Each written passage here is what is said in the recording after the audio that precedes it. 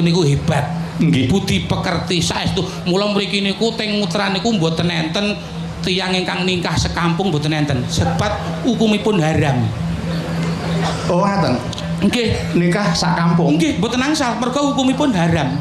Kok saged? Ya saged lah wong sak kampung dinikah kabeh kok.